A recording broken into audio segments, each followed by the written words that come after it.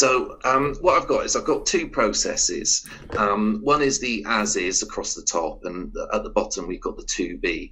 And both of these processes relate to an organisation that's registering invoices onto their finance system. So obviously I've picked something massively interesting this morning in terms of processes. But I thought this would just be, firstly, is like, how can I get two processes to sit on one screen so that you can see them both really easily? So I've trimmed down the as is. I've taken out some of the boxes and I've kind of like amalgamated a few steps into one just to make it simple. So if I kind of like talk you through the as is process. So this starts with basically an invoice arriving either via email or via post. And the first thing they do is create a date stamp for it. So they have a physical copy. So obviously that's a lot easier if it comes by post. If it comes by email, they print it out.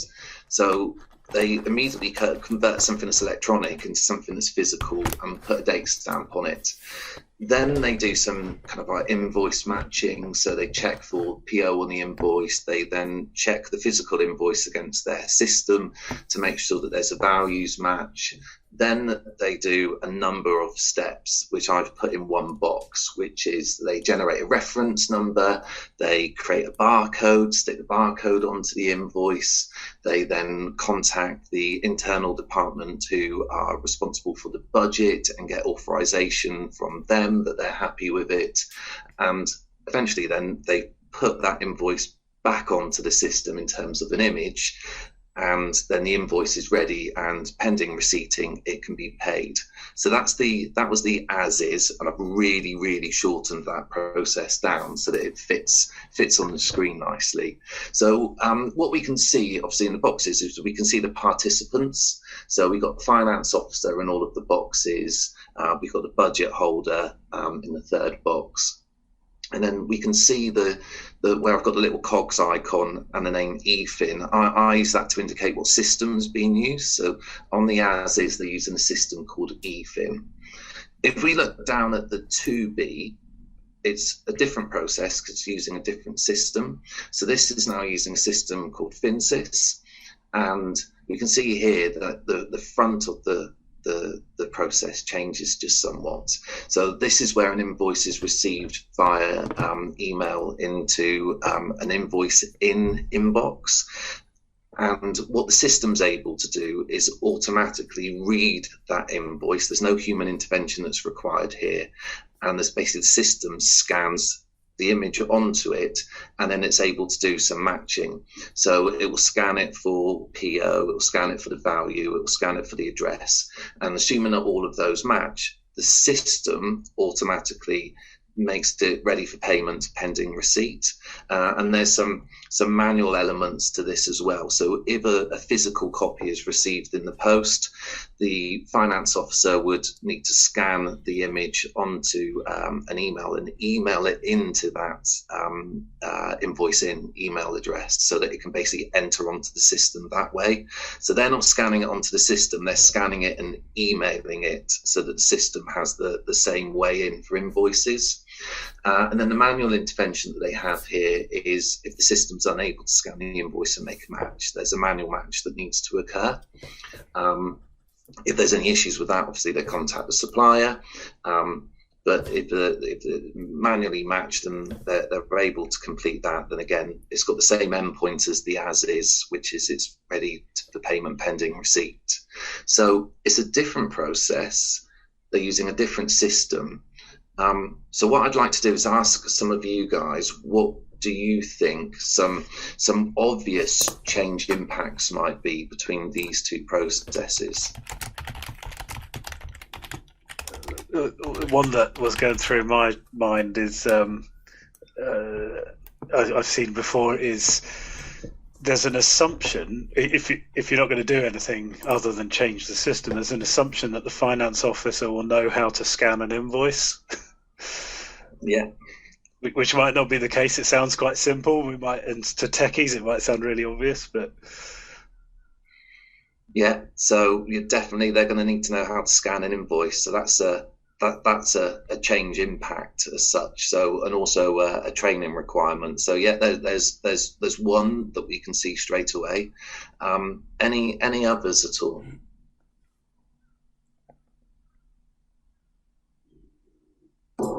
I always find that the layout of a process really informs the what we want to convey. So here we see that the 2B seems, without even reading the boxes, it seems much shorter and efficient. So just a note on just the way we align the boxes and we place them on a canvas may by itself convey an information that will be interpreted by people. Yeah, definitely. All right, so let me talk you through some of the change impact. So if we look at the as is has got kind of like roles in every box for the staff. So there's a for that process to be completed start to finish, it involves team members doing things, and that takes time. So obviously we can use the quantify element of Skore to understand, we could do a time and motion study and understand exactly how long it takes for them to, print out an invoice, how long it takes them to do the date stamp, how long it takes them to do the matching, how long it takes them to generate the barcode, print that out. And, we might say it takes start to finish, it could take, say, 15 minutes an invoice, just to throw a figure out there. And obviously we can use Skore to do that.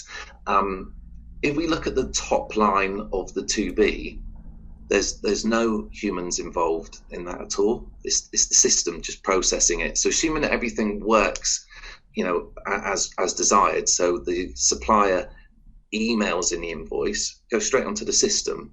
If the system matches it and there's no issues with the matching, then the system automatically processes it through. So actually what we do is we eliminate the human side of that process.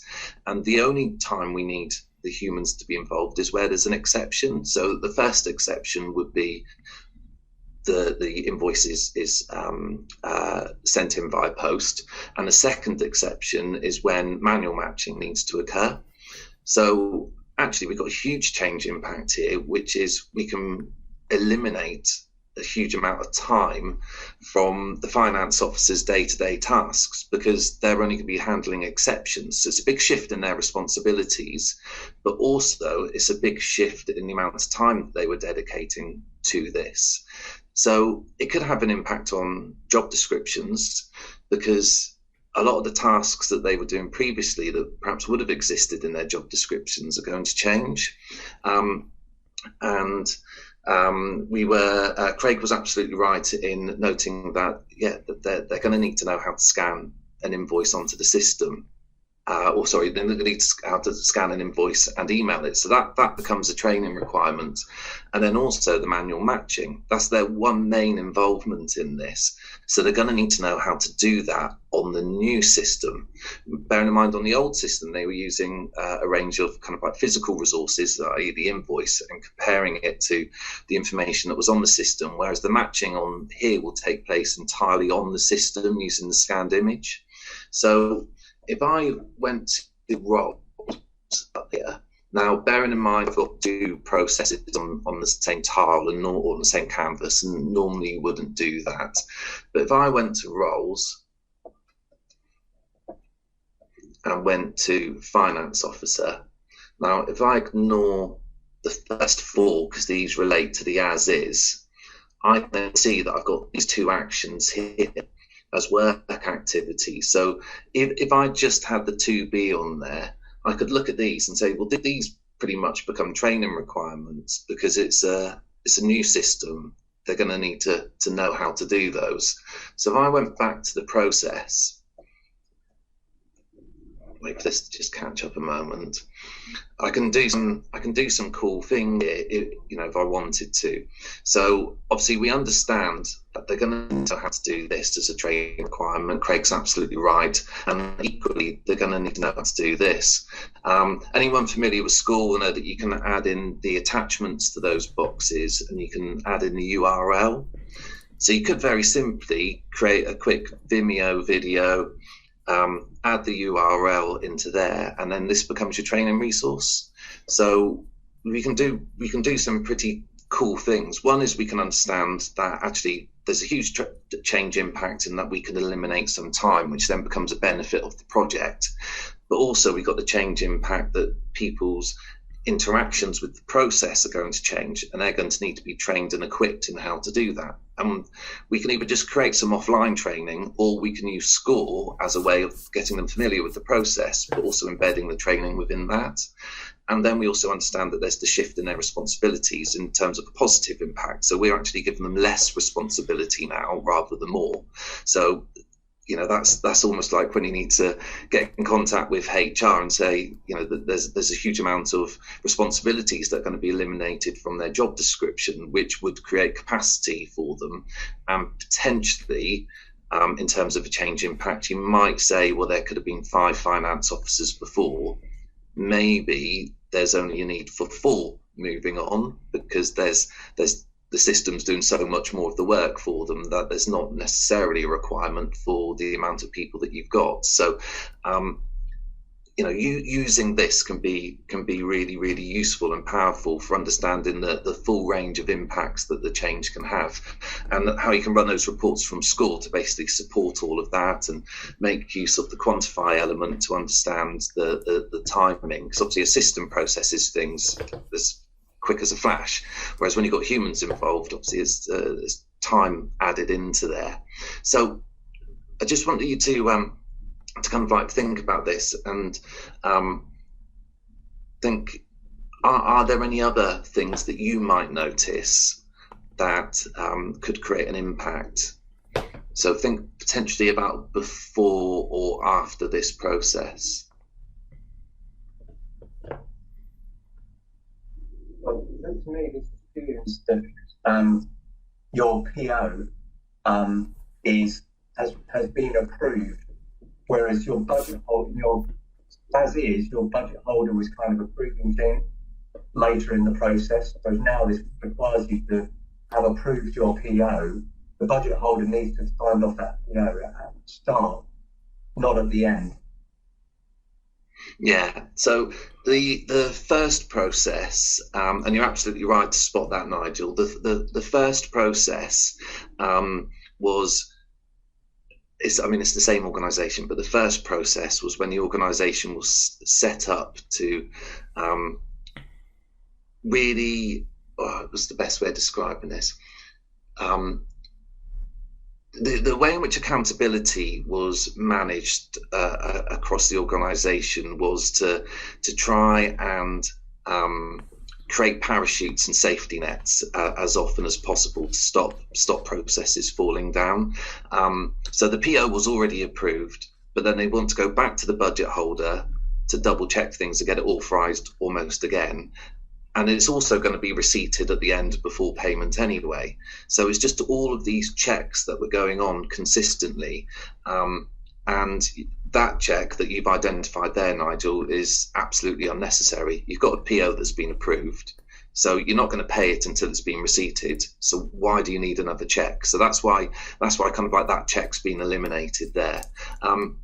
So one of the other changes that is going to be an impact will be for suppliers, and it might not necessarily be so obvious here, but there's the process that sits prior to this, which is kind of like for the supplier as such, for them sending in the invoices.